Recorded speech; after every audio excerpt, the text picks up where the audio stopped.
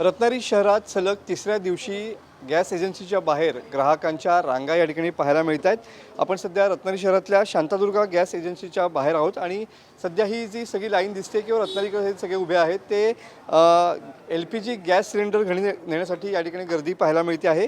युद्धजन्य परिस्थितीमुळे LPG gas सिलेंडरचा तुटवडा होऊ शकतो आणि त्यामुळं या भीतीनं सध्या अनेक ग्राहक जे आहेत ते गॅस एजन्सीच्या बाहेर या ठिकाणी आलेले पाहायला मिळत आहेत। कदाचित उद्या तुटवडा निर्माण झाला तर आपल्या घरी गॅस सिलेंडर असावा या भीतीनं अनेक ग्राहक जे आहेत ते या ठिकाणी आलेले पाहायला मिळत आहेत। गॅस एजन्सीकडून सध्या तरी घरगुती गॅसचा पुरेसा साठा जो आहे तो या ठिकाणी असलेला पाहायला चा दावा या ठिकाणी करण्यात येतोय।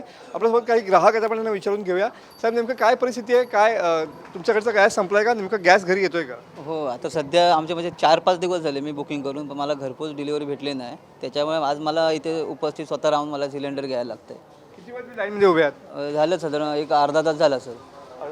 हां, तुम्ही किती वेळ उभे आहात? काय परिस्थिती तुमच्या घरची? अर्धा तास झाला. सध्या सिलेंडर मिळतोय का? हो, मिळतं. मी बघू शकता की ही कॅमेरामॅनला सांगेन पुन्हा एकदा की या ठिकाणी मोठी लाईन सध्या गॅस एजन्सीच्या बाहेर या ठिकाणी लागलेली पाहायला मिळते।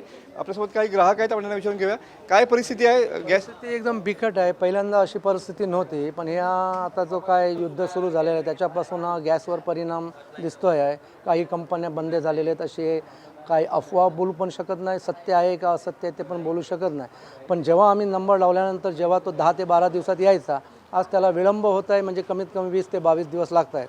आणि आत्ता सध्या माझ्या घरात गॅस नाही आहे, तेव्हा मी लाईनीत उभा राहिलेलो आहे। आता ते काय पुढे गेल्यानंतर काय उत्तर देत आहेत नाही देत आहेत त्यांच्यावर डिपेंड आहे। बरोबर आहे सर। काय परिस्थिती, किती वेळ उभं राहिलं लाईनीमध्ये, काय सांगाल काय परिस्थिती आहे आता? काय परिस्थिती सध्या? मी सांगितलं त्याने काय परिस्थिती आहे सध्या? सध्या परिस्थिती म्हणजे आता हे काय सिलेंडरचा तुटवडा होतोय ना, त्याच्यामुळे काळजी द्यायची। महिना आता 15 दिवस झाले अजून मिळाला नाही एक सिलेंडर। नंबर नोंदवून सुद्धा या ठिकाणी गॅस जो आहे तो घरपोच येत नाहीये।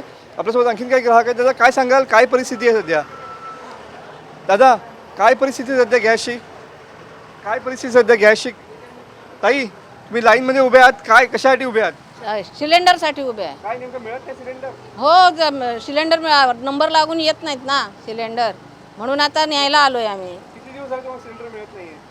नाही, आम्ही नंबर 24-25ला लावला होता, तो मिळाला नाही आहे, म्हणून आता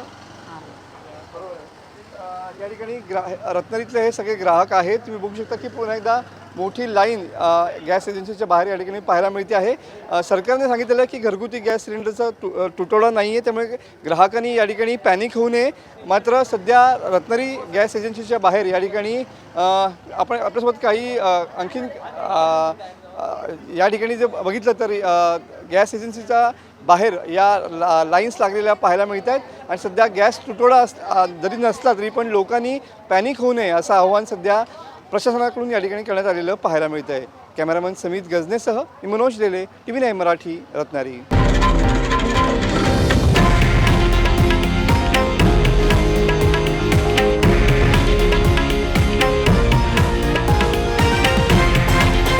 हे आहे देशातील नंबर 1 न्यूज नेटवर्क आणि आपण पाहत आहात TV9 मराठी, एकमेव।